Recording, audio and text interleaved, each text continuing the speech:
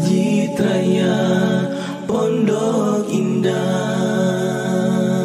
Baik, Bapak Ibu sekalian, mungkin ada yang bertanya. Selanjutnya kita masuk ke sesi tanya jawab. Baik, Bapak, silakan. Mohon dibantu untuk mikrofonnya.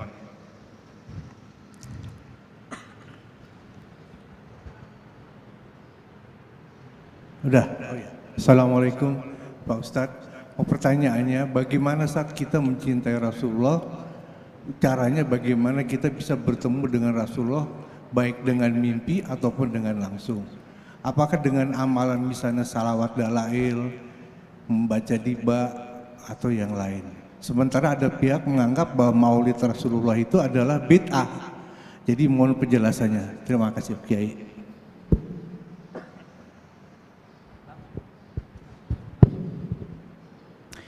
Ya, bagaimana cara kita mencintai Rasulullah?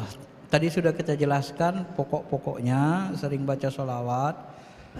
Dan kalau kita bersolawat itu usahakan betul-betul ikhlas dan dengan rasa rindu, gitu ya. Jadi bersolawat itu dengan rasa rindu, Pak. Saya nggak bisa rindu, Ustaz. Cuman itu masalah lagi. Ya, terus saja dihayati, diresapi dia.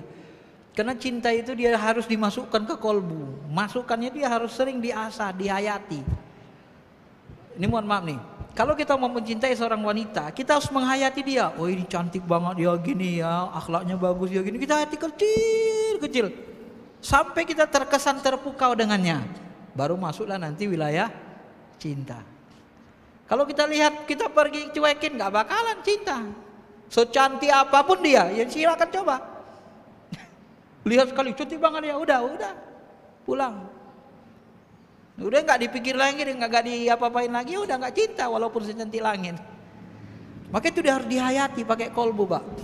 Allahumma sholli ala sayyidina Muhammad. Nah, kan saya ini belum nangis, dia keluar air mata kita. Ya Allah, berikan salawat dan salam kepada Nabi. Nabi Muhammad itu kemuliaannya sudah mencapai puncak, seperti air dalam gelas sudah penuh. Kita tambah airnya lagi, airnya jatuh ke diri kita, tumpah. Allahumma sholli ala sayyidina Muhammad. Ya Allah, berikanlah sholawat dan salam kepada Nabi Muhammad. Orang-orang Nasrani pernah diskusi dengan saya, Ustadz, kenapa Nabi kalian sering didoakan, minta didoakan lagi sama umatnya? Apa itu? Itu Allahumma sholli ala Muhammad, itu salawat itu kan doa katanya. Memang lapas Allahumma sholli itu maknanya ya seperti doa. Ya Allah, berikanlah salawat dan salam kepada Nabi Muhammad. Kan gitu kan? Apakah dengan doa itu Nabi semakin tinggi puncak kemuliaannya? Sebenarnya Nabi itu udah di puncak ketinggian kemuliaan. Begitu kita salawatkan satu kali, salawat itu kembali 10 kali ke diri kita. Airnya tumpah bahasanya. Kembalinya ke kita. Nah, gitu. Jadi baca salawat dengan rasa rindu. Cari salawat. Salawat itu sangat banyak sekali. Nah, ketika nanti salawat itu bisa salawat Jibril, Allahumma sholli ala Muhammad wa ala ali Muhammad, ringkas. Bisa salawat yang tahiyat itu Allahumma sholli ala sayyidina Muhammad wa ala ali Muhammad kama sholaita ala Ibrahim wa ala ali Ibrahim, itu pun dihayati. Atau salawat-salawat yang disisipkan ulama sesudah itu, syair-syair yang bisa menghidupkan kolbu kita, doa-doa syair-syair, tidak apa-apa. Karena doa dan syair itu bebas amalan, bebas waktu. Kapan Bapak berdoa, asalkan tidak menyentuh haram, boleh. Nah, ini saya bahas secara detail di sini. Di situ bedanya Ahlussunnah, ahli fikih nanti dengan salafi. Kalau salafi asal tidak dicontohkan Rasul ibadah mahdoh, sesat, bid'ah. Al-aslu fil ibadah tauqifi. Nah, mereka berhenti di situ. Harusnya itu dibahas lagi. Kaidah yang sebenarnya menurut fikih ushul fikih, al-aslu fil ibadah at-tahrim atau tauqifi hatta yadullu dalil ala ibatiha. Sampai ada dalil yang membolehkannya, sampai ada dalil yang memerintahkannya, sampai ada dalil yang membolehkannya. Ini harus dibahas secara rinci. Ini saya bahas di sini, Pak. Jangan dipotong kaidah usul fikih itu. Yang buat kaidah usul fikih ulama usul fikih, bukan ulama akidah. Jangan dipotong dong. Nah, saya jelasin gitu. Sampai ada dalil yang membolehkannya. Apa dalil yang membolehkannya? Boleh kita berdoa kapan saja di mana saja, asal tidak doa yang haram, tidak di tempat yang haram, tidak di waktu yang haram. Bagaimana doa di tempat yang haram? Ya, Bapak lagi baca Fatihah, Bismillahirrahmanirrahim, langsung Bapak doa, ya Allah ya Tuhanku ampuni dosaku, batal sholatnya. Nggak boleh. Itu sudah fix. Itu doa di tempat haram. Tapi kalau Bapak doa lagi duduk gitu boleh. Sholawatan lagi duduk gitu boleh. Lagi nyetir mobil doa, ya Allah selamatkan aku, boleh. Di tempat yang halal, di waktu yang halal. Nah, itu kaidah fikihnya, usul fikih begitu, Pak. Jadi tempatnya ada tempat wajib, ada tempat haram. Kalau Salafi, misalnya saya bin Bas, yang lain ulama besarnya, Syekh Utsaimin, mereka cenderung memahami itu udah tauqifi semua, tempatnya, caranya, sifatnya tauqifi. Memang tauqifi, tapi harus paham kita detailnya. Yang tauqifi di situ dimaksudkan adalah kalau dia yang wajib, yang nggak boleh dirubah. Kita haji ke Mekah Madinah itu tauqifi, nggak boleh Bapak haji di Monas. Tapi kalau Bapak sholat di Masjid Pondok Indah, tempat Masjid Nabawi bukan tauqifi. Karena tempat sholat itu bukan tempat wajib di Masjid Nabawi. Mana bisa kita tiap lima waktu ke Masjid Nabawi? Jangan pula kita sebut, oh tauqifi tempat sholat itu harus di Masjid Nabawi. Ya gimana kita di Indonesia mau 5 waktu ke sana? Gak bisa. Paham Bapak? Makanya saya memahami, mereka kurang rinci memahami kaidah-kaidah usul fikih itu. Karena saya orang S1, S2-nya syariah. Fikih usul fikih itu memang kerjaan saya di kampus. Nah, itu rinciannya begitu Pak. Nah disitulah nanti terjadi perbedaan. Asal berbeda, sesat haram. Nggak bisa begitu. Sedangkan Imam Asy-Syatibi pun nanti, kalau nanti amalan baru itu tidak berdalil, diteliti dulu. Belum tentu dia sesat. Kalau ada dalil umumnya, diteliti dulu katanya, nggak semata-mata. Itu ulama Madinah lagi kan. Yang paling detail pertama mengarang bid'ah sesat itu ya Syatibi itu. Dalam kitab I'tisamnya, Muwafaqatnya. Diteliti dulu, nggak serta-merta katanya gitu. Bagaimana menertinya? Izzuddin bin Abdul Salam, Imam Nawawi, ulama-ulama Syafi'iyah didetailkan itu. Ditimbang pakai kaedah hukum yang 5. Ada kaedah hukum haram, ada kaedah hukum wajib, ada kaedah hukum nadab sunnah, ada kaedah hukum makruh. Ini pahami betul-betul kaedahnya nih Pak, supaya jangan membingungkan. Nah, maka nanti di situ dia. Jadi Bapak nggak usah takut. Amalkan, kalau bahasa Imam Syatibi, amalkan amalan yang kita yakin itu benar, tidak sesat. Kalau masih ragu, sholat Sa'ban misalnya, sholat nisfu Sa'ban, baca kulhu ini dalilnya lemah, ragu kita, tinggalkan, nggak apa-apa. Itu menurut Imam Syatibi itu bid'ah, namanya bid'ah idofi. Kalau kita masih ragu, tinggalkan. Tapi kalau kita yakin itu benar berdasarkan kaidah-kaidah fikih, amalkan. Masalahnya saya yakin sholawat itu benar, bagus. Karena setelah bersolawat mereka berdoa. Sesudah sholawat itu ujungnya doa yang ditambah. Seperti sholawat asyril, setelah sholawat doa apa? Hancurkan orang-orang zalim ya Allah. Nah setelah mereka berdoa itu nih, mohon maaf pendapat saya bisa jadi salah. Begitu mereka berdoa 1 abad NU, Allahumma wa askhilil zolimin min zolimin, apa yang terjadi? Sesudah itu tidak lama terjadi. Ini dalam pendapat saya, orang zalim mulai dibenturkan lagi Allah, ditunjukkan Allah aib orang zalim itu, diadu Allah, boom, kebongkar korupsi di pajak. Bapak lihat sendiri, jangan main-main dengan doa ribuan orang itu. Itulah doa yang lemah lembut sekali Pak.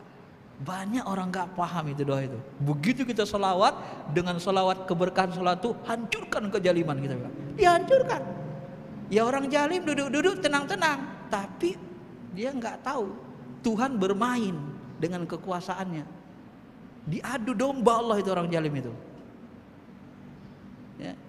Dihantamkan Allah sesama mereka. Jadi kita selamat, tenang. Kita nggak perlu kritik-kritik mereka keras-keras. Mereka yang dihantam Allah. Paham? Kalau menurut saya begitu Pak, analisa saya. Doa itu ad-doa silahul mu'min. Doa itu senjata orang beriman. Tapi dari kolbu yang paling dalam, nembus ke aras, goncang aras itu.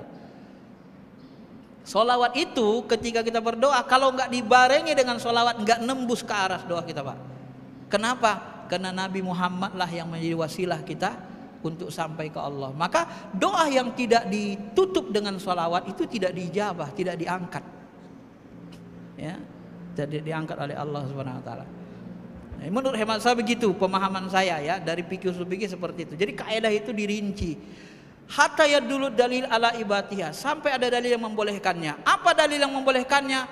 Berdoa boleh kapan saja, di mana saja. Udu'ullah, berdoalah kalian kepada Allah. Kapan? Terserah. Di mana? Terserah. Yang penting jangan di waktu haram, di tempat haram. Tempat haram di mana? Di WC. Bapak lagi buang air besar, buang air kecil, berdoa ya Allah, Allahumma sholli ala Muhammad. Enggak boleh. Itu tempat najis. Tapi kalau bapak di masjid, di rumah, di mobil, di jalanan, ya Allah selamatkan aku, ya Allah berikan aku, boleh, itu tempat halal semua. Jangan kita batasi orang beribadah. Kalau bahasa saya, ibadah itu dibanyakin, akidah itu dimurnikan. Ibadah itu bukan dimurnikan. Kalau bahasa saya, ibadah itu disuruh Allah dan Rasulnya, banyakin ibadahmu, murnikan akidahmu. Akidah dimurnikan, bergantung hanya ke Allah. Tapi ibadah banyakin. Artinya apa? Karena ada ibadah yang sembarang waktu boleh kita lakukan, banyakin aja semampu kita. Kalau kita larang-larang, kita haramkan, mohon maaf nih, secara kaidah fikih, usul fikih, orang yang mengharamkan yang halal sama besar dosanya dengan menghalalkan yang haram. Terjebak kita di situ nanti. Kita haramkan orang berdoa setelah baca sholawat. Sementara itu secara kaidah fikih itu tempat halal untuk berdoa. Dosa nggak kita? Dosa. Orang nggak berani jadi berdoa sesudah sholawatan. Paham? Hati-hati kalau nggak paham ilmu fikih, kaidah fikih, usul fikih secara dalam, jangan main-main di hukum Islam Pak, di hukum Allah. Kasihan umat kita sebenarnya. Ya. Yang saya pahami begitu, ilmu yang saya pelajari ya, itu dari saya. Baik, nanti kalau Bapak mau beli bukunya silakan. Bukunya saya jual 100.000, nggak gitu mahal lah. Tapi nggak banyak bukunya, paling ada 30-an lagi di mobil. Silakan, ada lagi? Baik, mungkin untuk penyerahan hadiah belum? Oh, kita ke pertanyaan selanjutnya dari Ibu. Silakan. Baik, terima kasih. Assalamualaikum warahmatullahi wabarakatuh Pak Ustadz. Waalaikumsalam warahmatullahi wabarakatuh. Tadi Pak Ustadz bilang bahwa cinta itu bermula dari kalbu, baru Ya. nanti pembuktiannya di perbuatan. Iya. Nah, apakah kemudian cinta pada Rasul itu akan mengonfirmasi dan menjadi alat ukur iman kita Pak Ustadz? Karena itu kan menjadi salah satu rukun Islam, iman pada Rasul. Sedangkan tadi Pak Ustadz juga mengatakan ikhlas, rindu, cinta itu dimensi yang berbeda, yang sebetulnya bagaimana mengukurnya juga itu menjadi sesuatu yang apakah antara kita dengan yang maha kuasa saja yang tahu atau itu tercermin lewat perbuatan, itu mohon penjelasannya Pak Ustadz. Dan yang kedua, menarik ketika tadi berbicara tentang sirah, apa-apa saja yang sekiranya kita di umat di zaman sekarang bisa lakukan. Sedangkan kita tidak hidup di zaman Rasul, tidak melihat langsung perbuatan-perbuatannya, apa yang dilakukan. Kita hanya mampu membaca sirah berdasarkan yang sudah termasuk apa-apa yang sudah diriwayatkan oleh mereka yang sudah yang punya ilmunya.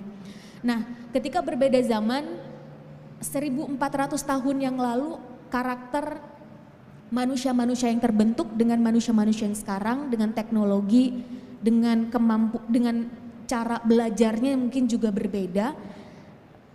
Rasa-rasanya menghadirkan narasi yang sangat indah dalam 1 jam terakhir tadi untuk lebih banyak didengar, dibaca, dilihat oleh sebutlah anak muda Pak Ustadz. Itu bagaimana? Bagaimana kemudian narasi-narasi itu bisa lebih banyak diterima khususnya oleh anak muda. Sedangkan zamannya berbeda Dan apakah Islam melihat ini sebagai sesuatu yang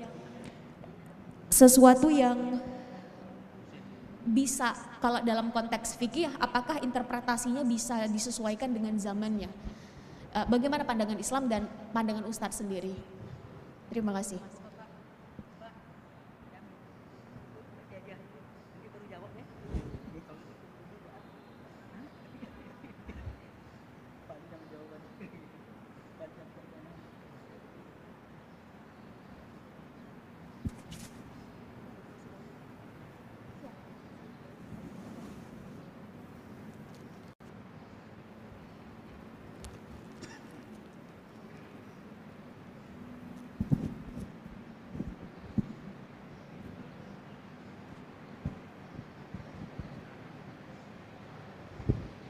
Ya, ini pertanyaannya bagus, panjang, ada dua ya.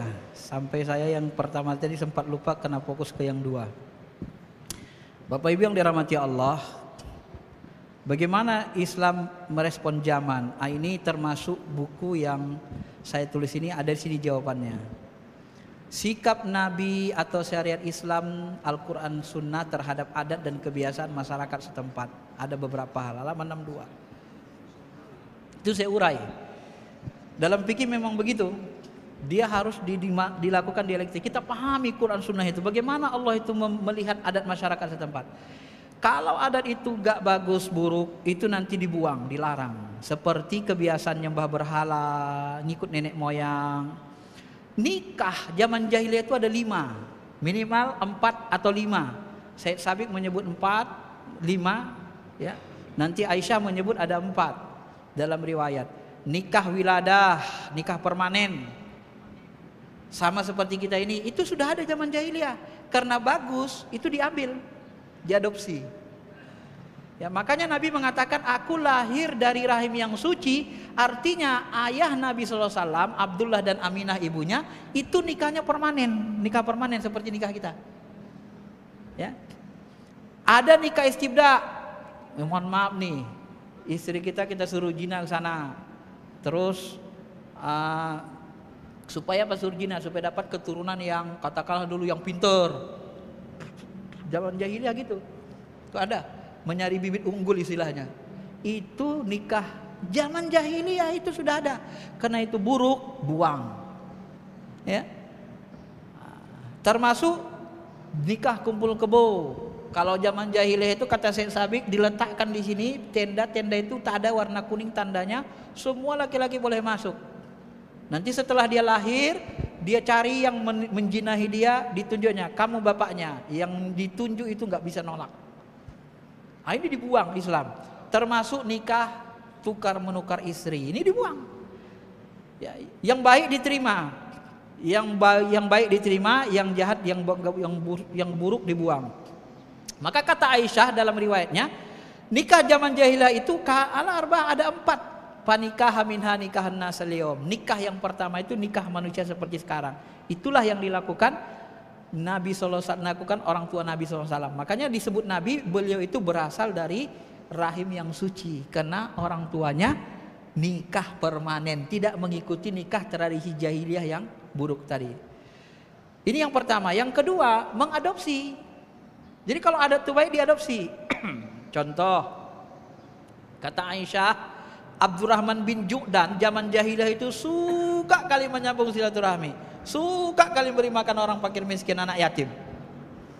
Itu adat jahiliyah, ya begitu Pak. Sebagian orang itu senang kali ngasih makan, silaturahmi. Makanya Arab itu silaturahminya kuat sekali kan, sampai Asawiyah. Nah, apakah silaturahmi ini dibuang? Karena yang baik diambil Islam, diadopsi, diperkuat lagi. Beri makan anak yatim, perkuat.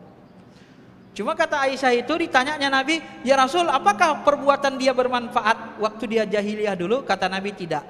Kenapa? Karena dia tidak pernah berdoa meminta kepada Allah, ya Allah ampunilah dosa-dosaku hari kiamat kelak. Jadi setiap kita beramal niatkan karena Allah dan kita mohon ampun supaya amalan kita itu bermanfaat di akhirat. Dan dia tidak memiliki hati seperti itu, makanya haba mansuro, amalan orang kafir itu walaupun baik dia seperti debu berterbangan, gak bermanfaat. Kenapa? Karena kalbunya gak terikat ke Allah, tak ada keinginan jumpa sama Allah, tak ada pingin minta ampunan ke Allah, gak ada. Dia beramal tuh ya mungkin karena ria-riaan saja, supaya dipandang baik, nanti orang tuh supaya nolong aku, supaya aku dipandang baik, yatim piatu, mungkin gitu aja kan. Innamal a'malu binniyat. Nah, yang ketiga, diluruskan, diperbaharui. Contohnya apa? Contohnya puasa 10 Muharram. Itu syariat sar umang qoblana, syariat orang Yahudi. Puasa Asyura. Lalu Nabi mengatakan supaya beda tambah tanggal 9-nya. Tapi Nabi wafat sebelum melaksanakannya. Atau seperti akikah, orang jahiliyah itu kalau lahir anaknya dibawa ke Ka'bah, potong kambing, potong unta, potong lembu, potong binatang, tapi kepalanya, dagingnya dibawa ke Lata Uzza Manat, dipersembahkan ke berhala. Nah, zaman Rasul, zaman Islam datang, itu dibuang sedekah ke berhalanya. Akikahnya kalau anak lahir potong kambing, tetap. Tapi dagingnya diserahkan kepada orang beriman. Jadi itu namanya diluruskan, diperbaharui. Yang keempat, nanti didiamkan. Nah, ini sebagian ulama mengatakan seperti berjubah, pakai sorban. Pembesar ulama salafi misalnya Syekh Utsaimin, Syekh bin Baz, Syekh Shalih Fauzan, mereka mengatakan sorban itu sebenarnya budaya Arab, katanya gitu.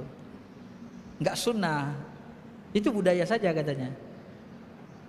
Kalaupun mau dijalankan sunnah setinggi-tingginya ya sunnah mustahab saja katanya.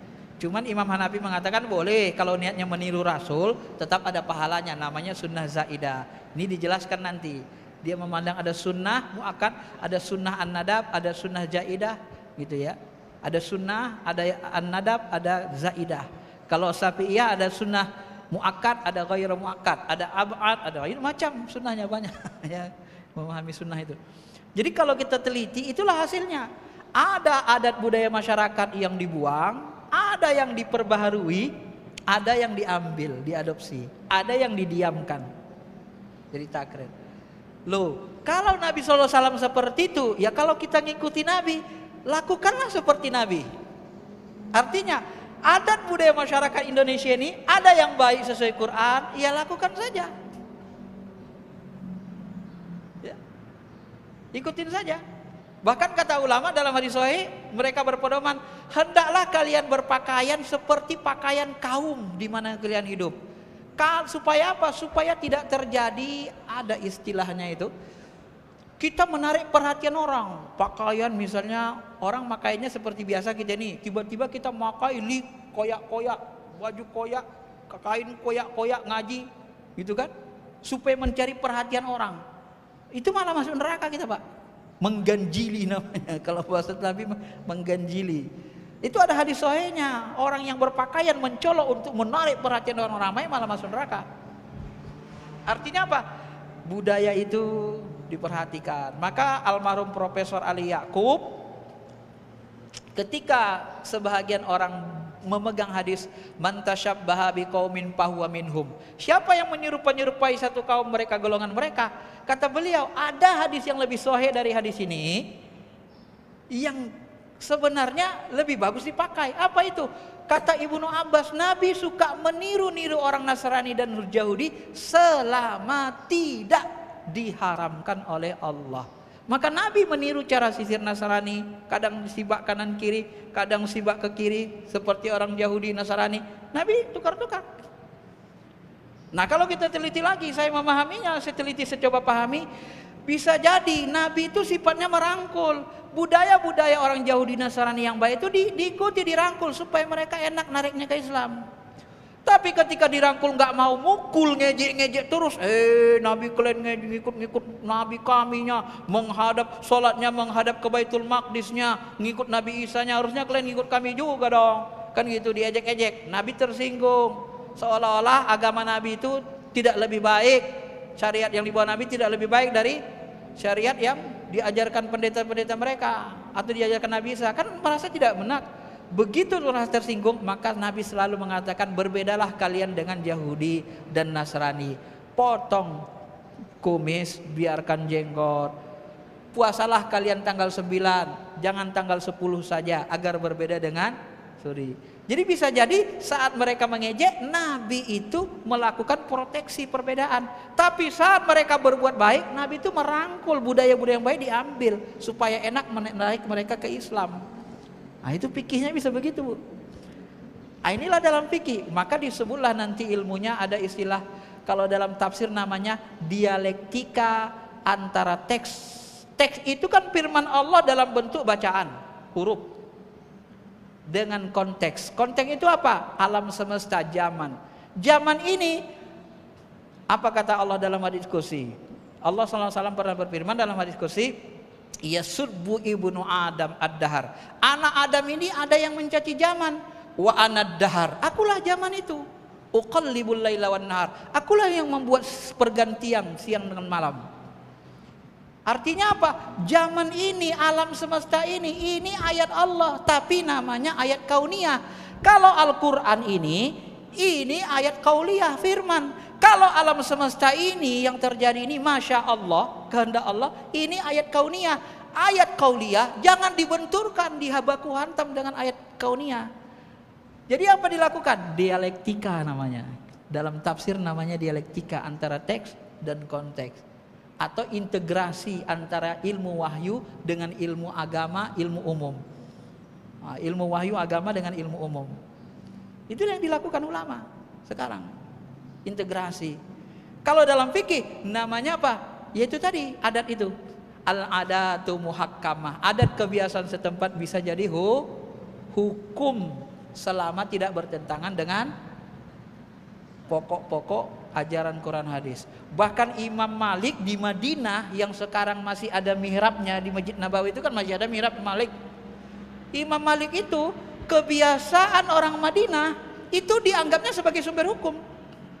Kalau ada hadis sahih nanti bertentangan dengan kebiasaan orang Madinah, hadis sahih ini diriwayatkan satu orang soleh, itu ditolak sama dia. Tidak bisa lebih kuat daripada amalan orang Madinah. Kenapa? Ini orang solehnya banyak. Maka Imam Hanafi pun nanti tidak mau menerima hadis sahih Abu Hurairah kalau hadis sahih itu berbeda dengan perbuatan Abu Hurairah sendiri.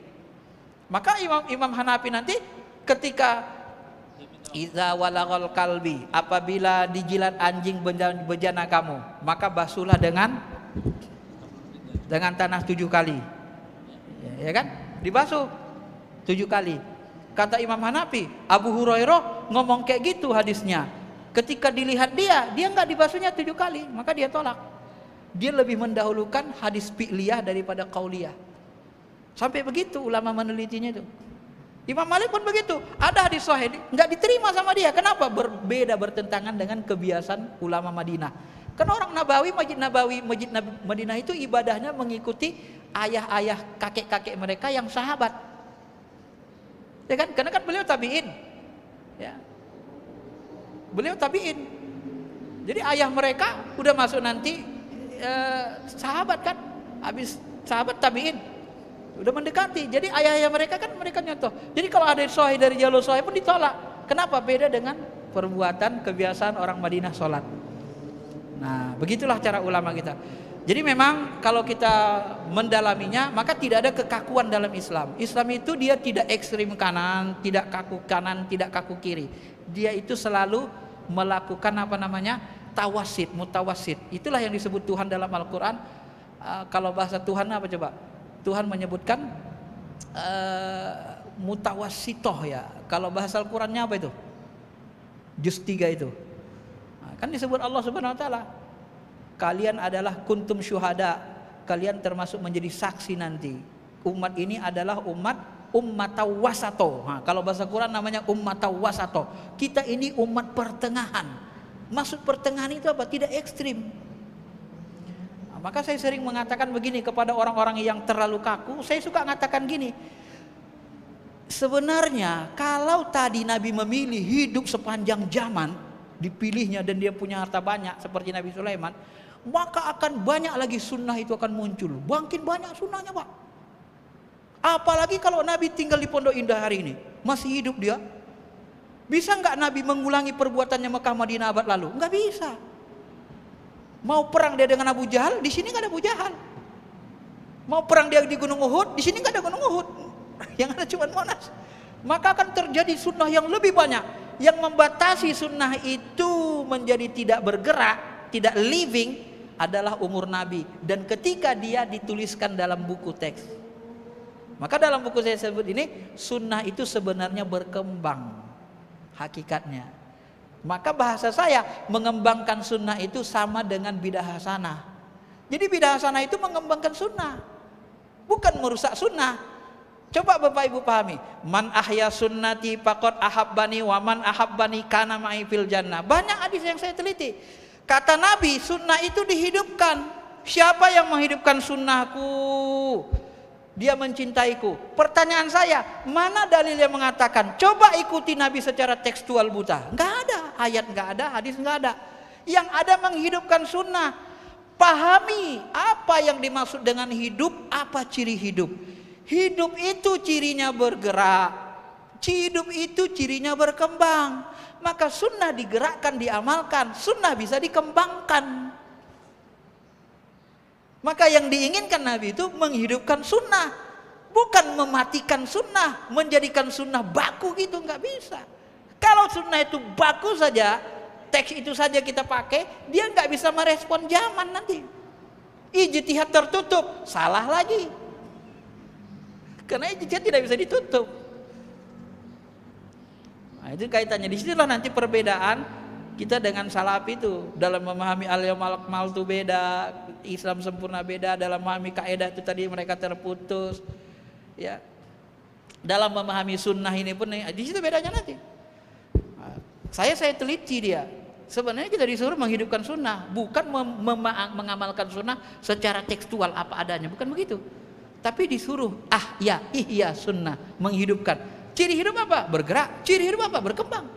Kalau begitu, sunnah bisa dikembangkan dong.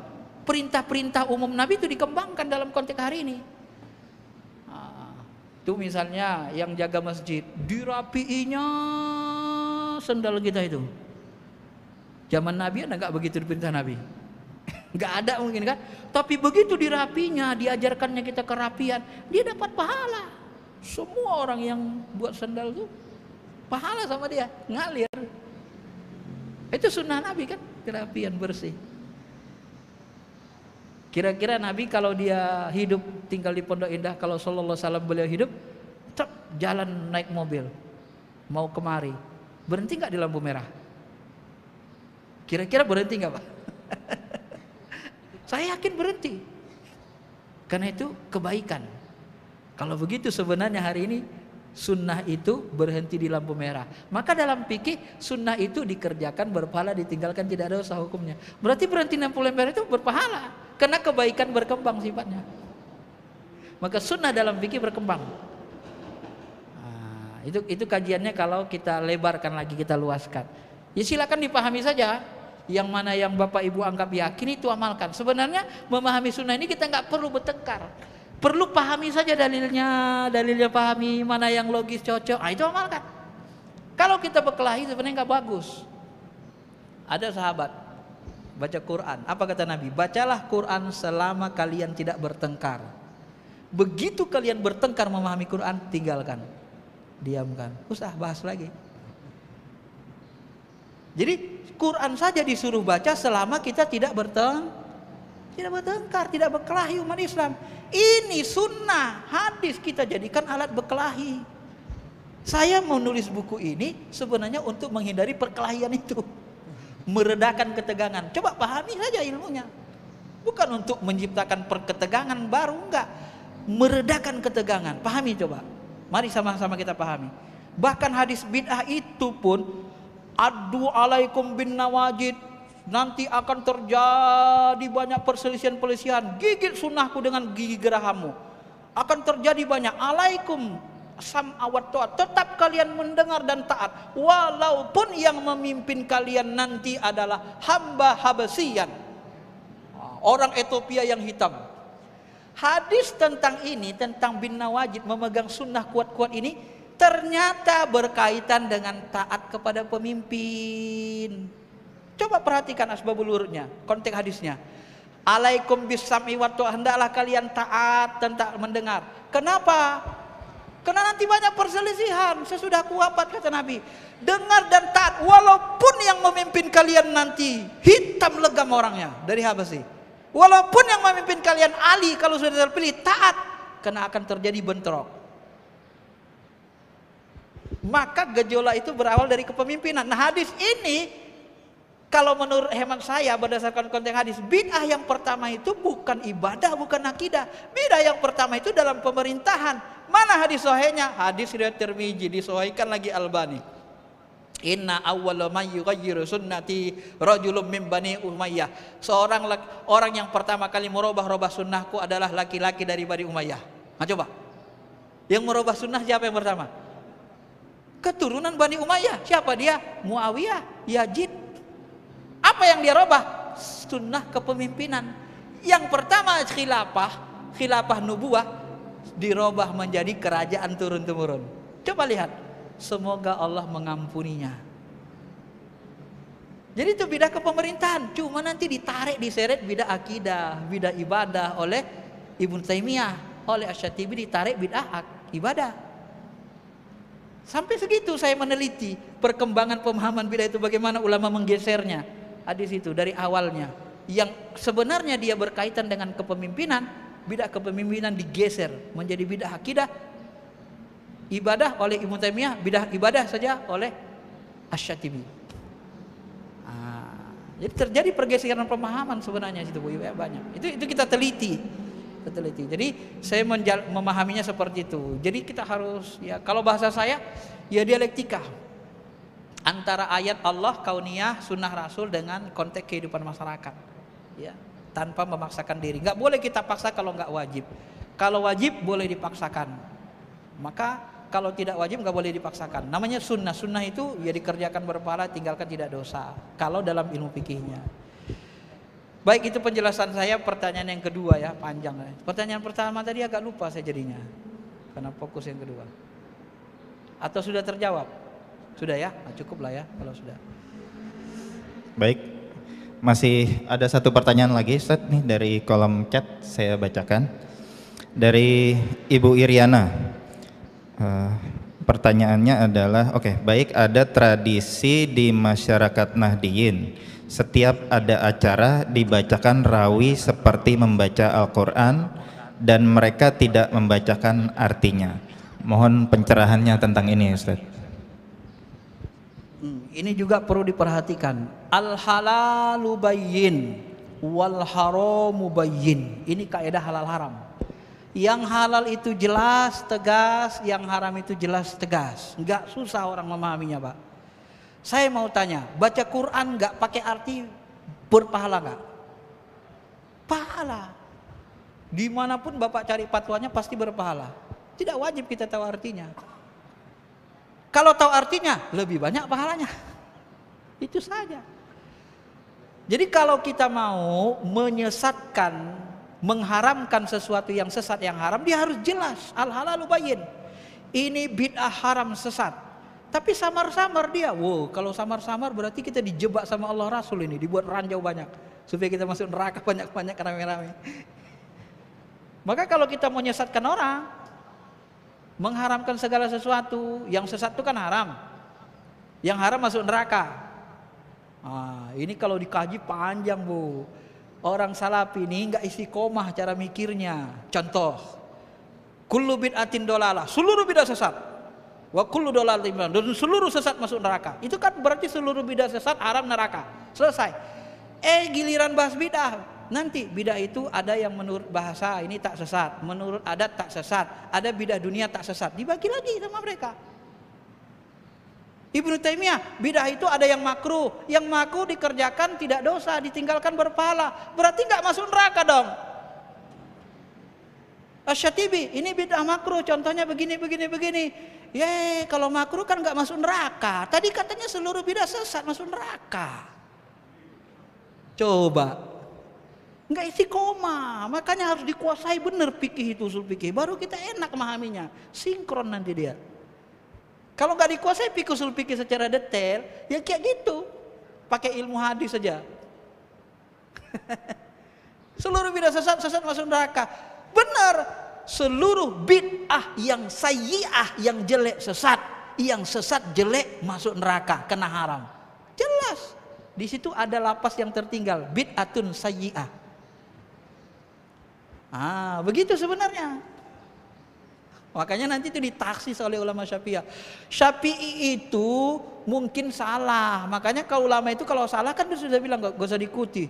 Ya, Imam Syafi'i itu luas ilmunya karena dia sudah lihat banyak bidah dibuat sahabat. Bidah-bidah hasanah. Umar bidah hasanah taraweh. Utsman nanti buat lagi membukukan Quran. Abu Bakar mengambil kebijakan perang orang yang gak ngeluarin zakat. Utsman buat 2 kali azan. Makanya Imam Syafi'i bilang ada bidah hasanah. Sebenarnya Pak, seluruh ulama itu mengakui bidah hasanah. Cuman kadang-kadang belum malu-malu. Bidah secara bahasa kan bidah hasanah, gak buruk. Bidah dunia kan bidah juga. Kan gitu sebenarnya. Cuman cara mikirnya yang beda gitu. Kadang kita ini terlalu memaksakan maunya kita. Harusnya kita saling memahami. Kita pahami saudara kita salafi begini modelnya. Sudahlah, mereka terlalu hati-hati sehingga aku takut. Silakan saja. Cuman jangan dong serang kami. Jangan kami dihantam baku hantam. Kami punya dalil, ini ilmunya nih rinci nih. Nah, gitu saja sebenarnya hidup beragama ini. Aman kita. Nggak selesai. Nggak usah berkelahi. Pahami saja dalilnya, pahami ilmunya, amalkan. Kalau bahasa TV, amalkan mana yang kalian yakini. Ragu kalian itu amalannya bidah sesat, tinggalkan. Yakin sholawat itu tidak sesat, kena ada di situ doa yang baik, silakan amalkan. Kalau dalam spiritual, ibu bisa buktikan sholawat yang yang ada seseorang yang buat sholawat itu bisa menghantam santet lagi sholawat itu. Sholawat sapi namanya. Allahumma sholli ala Muhammad wa ala ali Muhammad. Saya kadang-kadang kalau tidak dilakukan lupa saya. Tapi itu indah sholawatnya, enak. Itu pun kalau kita baca nangis, kita rindu ke Nabi. Kenapa dia meminta kesehatan ke tubuh kita? Setelah baca sholawat kita berdoa untuk kesehatan diri kita, gitu ya. Jadi kalau orang-orang saudara kita misalnya di NU baca Quran enggak pakai arti, ya jelas lah baca Quran aja udah dapat pahala 1 huruf 10 hasanah. Halal jelas, haram jelas. Sebenarnya kalau kita paham ini enggak susah memahaminya, enggak susah. Ya baca Quran mau tahu arti enggak tahu artinya ya pasti dapat pahala. Tahu artinya ya lebih banyak lagi pahalanya gitu. Baik, saya kira itu aja ya.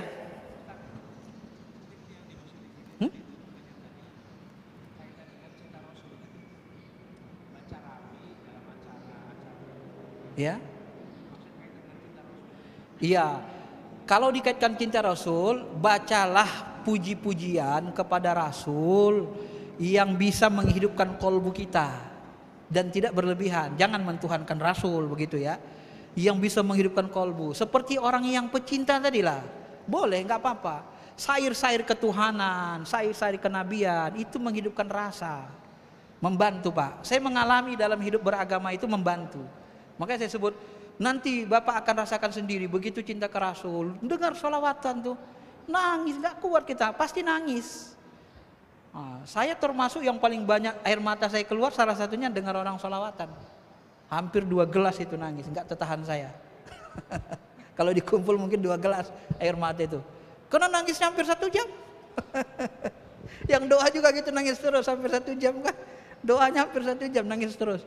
Ya kenapa? Karena kecintaan tadi, kerinduan sebenarnya ya beragama. Maka silakan saja memilih. Saya hanya menyampaikan ilmu, Bapak Ibu bebas memilih. Karena ilmu yang saya sampaikan ini berdasarkan fakta pengalaman saya. Kalau nggak saya alami, nggak berani saya menyampaikannya. Saya bisa buktikan. Bahkan mohon maaf nih, saya dapat izin mengajarkan zikir kolbu, zikir ruh. Insya Allah murid-murid saya ajari zikir khusyuk. Tenang, zikir gini khusyuk. Beda rasanya dengan zikir biasa yang diajarkan orang-orang biasa. Enggak sama. Khusyuk, nikmat. Saya sudah dikasih izin. Insya Allah nanti saya ajarkan dia di kompleks Sesnek 10 malam terakhir. Baik, saya kira itu saja Pak ya. Mudah-mudahan bisa dipahami. Ada satu lagi? Masih ada pertanyaan? Oh baik, dari Zoom ya kepada Ibu Puroh. Ya, silakan.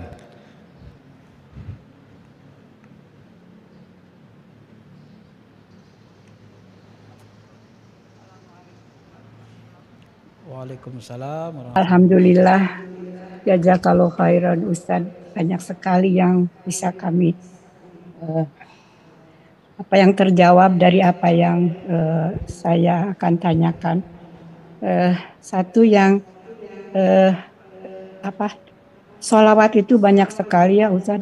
Yang tadi Ustaz sampaikan ada sholawat Usra, Tibil Qulub, Memfarijah, sholawat Jibril, sholawat Nariyah, dan banyak lagi. Kemudian sholawat itu di dalam Al-Quran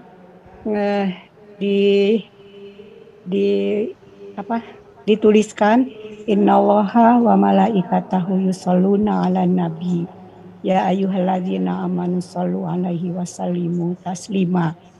Kemudian di dalam ketika kita at-tahiyat, membaca tahiyat dalam sholat, ada juga sholawat yang juga disampaikan kepada Nabi Ibrahim. Awalnya kepada Nabi Muhammad, kemudian disambung dengan syahadat, kemudian ada sholawat kepada Nabi Ibrahim. Jadi Ustadz, sholawat yang paling bagus itu atau yang lebih mendekati kepada tuntunan Nabi, sholat yang mana? Apakah sholawat yang di dalam at-tahiyat itu atau bisa juga yang lain-lain? Kemudian Munfarijah Ustadz, ada yang membaca Munfarijah itu tujuannya untuk memohon dibacakan supaya kekayaannya tetap dan tidak berkurang, dan biasanya disampaikan kepada pengajian-pengajian atau kepada pesantren untuk dibacakan oleh santri-santri, tetapi dianya sendiri tidak ikut membaca sholat Munfarijah yang puluhan ribu itu yang dia minta. Begitu Ustadz. Terima kasih, jazakallahu khairan, semoga manfaat untuk semuanya. Iya, sholawat yang paling mulia itu secara ilmu adalah sholawat yang diajarkan Nabi SAW langsung. Nah, secara ilmu begitu. Kemudian rinciannya, sholawat dan doa yang kita bacakan tentu sesuai dengan kebutuhan kita. Dalam konteks apa, hajat apa kita maukan.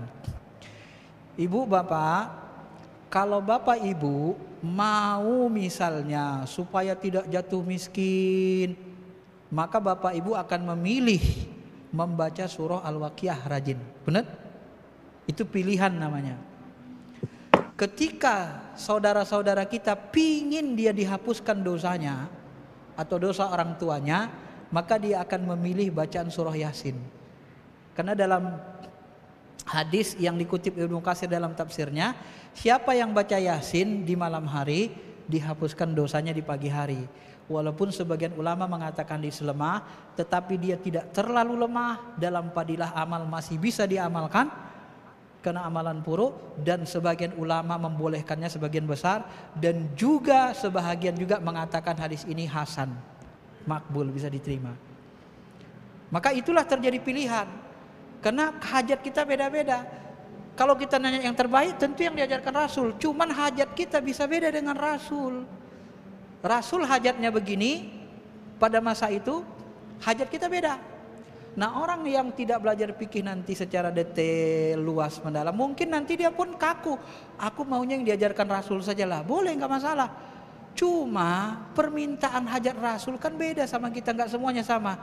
Ya Allah, anakku sedang masuk kuliah kedokteran, luluskanlah dia ya Allah, sudah di tingkat atas. Pernah Rasul berdoa begitu? Mana anak Nabi yang dokter? Kan beda. Lalu kenapa kalau orang berdoa yang baik yang beda dengan Rasul kita salahkan? Ini kan salah juga, nggak, kurang paham kaidah akamul khamsah tadi, hukum yang 5. Jadi sholawat tibbul qulub, itu kalau bapak baca dengan khusyuk itu bisa menghantam santet. Coba saja kita buktikan secara rohani. Itu ada yang pakai itu sholawat tibbul qulub, itu bisa menghancurkan santet, orang kerasukan bisa dihantamnya. Allahumma sholli ala Muhammad tibbil qulub, ya Allah yang berikan salawat dan salam kepada Nabi Muhammad SAW, dan kemudian baguskan hatiku ya Allah. Berkat sholawat ini, pahala sholawat kan Sholawat 10 hasanah, 10 sholawat ke kita. Kita mohon di antara 10 hasanah yang Allah berikan kepada kita dari membaca sholawat itu, salah satunya ditibulkan kulub kita gitu, dibaguskan hati kita. Nah, kalau saya memahaminya begitu, maka tidak ada masalah. Setelah sholawat itu kita tambah doa-doa, ya.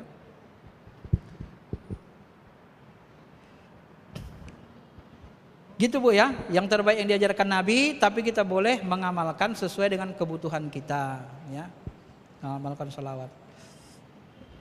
Ini ada pertanyaan lama tadi nih. Bagaimana mensikapi orang yang selalu menang sendiri, suka menganggap dia lebih hebat, dia leader? Ini orang seperti ini Pak, ini harus diajari zikir pasrah ini. Zikir la haula wala quwata illa billah. Kenapa? Karena ini egonya sangat tinggi, dia merasa benar aja kan. Kalau kita zikir pasrah la haula, kita merasa nggak ada apa-apa. Begitu kita merasa nggak ada apa-apa, ya udah nggak ada apa-apa. Itu harus dibiasakan. La yadkhulul jannah man kana fi qalbihi min khardalin min kibrin. Tidak bisa masuk surga orang yang masih ada dalam hatinya seberat biji zarah sombong. Bagaimana menghilangkannya? Ya zikir pasrah, zikir taslim. La haula. Tapi jangan la haula di lisan. Di kolbu itu serahkan ke Allah semua. Kita merasa gak ada apa-apanya. Dari ujung kaki sampai ujung kepala kita nih, la haula wala quwata illa billah. Seperti tak bertenaga kita. Ya Allah, hanya Engkau yang kuat. Aku tak ada apa-apanya. Baru hilang sombong itu. Gak merasa benar sendiri, gak merasa hebat. Nah, itu cara cepatnya. Nah, jadi fungsi la haula itu membuat kita hancurkan ego. Maka Umar pernah mengatakan, ilmu yang paling tinggi itu adalah, ilmu puncak adalah ilmu la haula wala quwata illa billah. Begitu orang sampai ke puncak, dia akan merasa la haula wala quwata illa billah. Tapi ketika masih dalam perjalanan mungkin muncul ego, oh aku lebih baik, aku lebih ini. Tapi kalau sudah sampai puncak udah gak ada apa-apanya. Yang ada hanya Allah Ta'ala. Kenapa? Seluruh kebaikan gerak itu semuanya terjadi karena izin Allah. Gitu. Baik, cukup ya. Saya kira itu aja, udah jam 7. Baik, kita sudah tiba di pukul 7:14. Sudah tiba waktunya untuk kita cukupkan kajian kita pagi hari ini. Kepada Ustadz, mohon untuk perkenannya membacakan doa penutup. Juga ini Ustadz, salah satu guru kita sedang sakit, Ustazah Dr. Isnawati Rais, sedang dirawat di Rumah Sakit Islam Jakarta. Mohon juga untuk doanya untuk beliau Ustaz. Silakan. Astaghfirullahaladzim. Alhamdulillahi Rabbil Alamin. Wassalatu wassalamu ala ashrafil anbiya wal mursalin wa ala alihi wa sahbihi ajma'in. Allahumma salli ala Sayyidina Muhammadin fil awwalin wal akhirin. Wa salli wa sallim ala Muhammadin bin nabiyyin wal mursalin. Wa salli wa sallim ala Sayyidina Muhammadin fil mala'il ala ila yaumiddin. Allahumma ighfir lana dhunubana wa liwalidina warhamhum kama rabbawna wa li asatidina wa li masyayikhina wa li ahli baitina wa li azwajina wa li auladina wa li ulama'ina wa li umara'ina wa li jami'il muslimin wal muslimat al ahya'i minhum wal amwat innaka sami'un qaribun mujibud da'wat ya qadiyal hajat. Ya Allah ya Rahman ya Rahim, bersihkanlah hati kami, qalbu kami ya Allah. Jadikan hati kami ini hati yang selalu mengingat-Mu, yang selalu bergantung, berharap kepadamu ya Allah. Hati yang selalu merasa cukup dengan Engkau ya Allah. Hunjamkan rasa cinta ke dalam hati kami. Cinta kepadamu dan Rasul-Mu ya Rahman. Hunjamkan rasa cinta ya Allah ke dalam qalbu kami, mencintai Engkau dan Rasul-Mu ya Allah. Jadikan kami sebenar-benar hamba-Mu. Jadikan kami sebenar-benar abdi-Mu ya Allah. Berikan kami rezeki yang luas, yang berkah, yang banyak. Rezeki yang membuat kami semakin dekat kepada Engkau, semakin bersyukur. Jangan berikan kami rezeki yang membuat kami semakin jauh, terpental jauh dari Engkau ya Rahman. Jangan berikan kami rezeki yang berupa istidrat ya Rahim. Bantu kami agar senantiasa mentaati-Mu ya Rahman. Berikan kami pemimpin yang adil, iman yang sempurna, yakin yang benar, meyakini sesuatu yang benar ya Rabb. Berikan kami anak-anak yang soleh dan solihah, suami yang soleh, istri yang solehah. Jadikan keluarga kami keluarga yang soleh dan solihah ya Allah. Ya Allah ya Rahman ya Rahim, terimalah segala amal ibadah kami. Jika di antara saudara-saudara kami ya Allah, jemaah kami ada yang sakit, sembuhkan dengan izin kasih sayang-Mu ya Allah. Jadikan sakit sebagai penebus dosa, jadikan sakit sebagai alat untuk meninggikan derajat ya Rahim. Sembuhkan dengan izin dan kasih sayang-Mu ya Rahman. Jika di antara kami, saudara-saudara kami, jemaah kami ya Allah, ada yang berhutang, kesulitan untuk membayar, mudahkan ya Rahim. Karena Engkaulah yang maha kaya, Engkau yang menciptakan segalanya, Engkau yang menguasai segala-galanya. Kepadamulah seluruh makhluk bermohon, kepadamulah seluruh makhluk bergantung ya Allah. Tiada sesuatu apapun yang bisa mendahului Engkau dan ketetapan-Mu. Wahai Tuhan yang maha kuasa, wahai Allah yang maha dekat, yang selalu memperhatikan hamba-hambanya. Ya Allah ya Rahman ya Rahim, mudahkan urusan dunia kami. Jangan jadikan dunia ini sebagai alat kami untuk membuat lupa kami kepada Engkau ya Allah. Mudahkan urusan agama kami, mudahkan kami mentaati-Mu. Jangan jadikan dunia kami menghalangi kami untuk mentaati-Mu ya Allah. Mudahkan urusan akhirat kami, perjalanan hidup kami. Kumpulkan kami kelak bersama Nabi kami, para sahabat, guru-guru kami yang soleh, yang kami yakini mereka dekat kepadamu, mencintai-Mu ya Allah. Masyaikh-masyaikh kami ya Rahman, bersihkan rohani kami, tinggikan derajat kami, muliakan kami baik di dunia maupun di akhirat ya Allah. Jangan hinakan kami dengan perbuatan-perbuatan maksiat, dosa, dan banyak melakukan kesalahan ya Arhamar Rahimin. Ampuni dosa kesalahan kami, bersihkan kolbu kami, pikiran kami. Bantu kami agar senantiasa mampu mensyukuri segala nikmat-Mu. Bantu kami agar senantiasa mampu mentaati-Mu sepanjang hayat kami. Dan jika kelak tiba masa kami kembali kepadamu sesuai perjanjian ya Allah, panggil kami dalam keadaan husnul khatimah, dalam keadaan hati kami rindu berjumpa denganmu ya Rabb.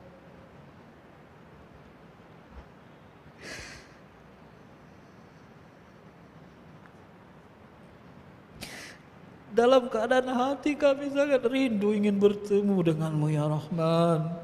Dalam keadaan kami beribadah, dalam keadaan kami munajat, dalam keadaan umur kami berada pada posisi yang terbaik menurut-Mu ya Allah.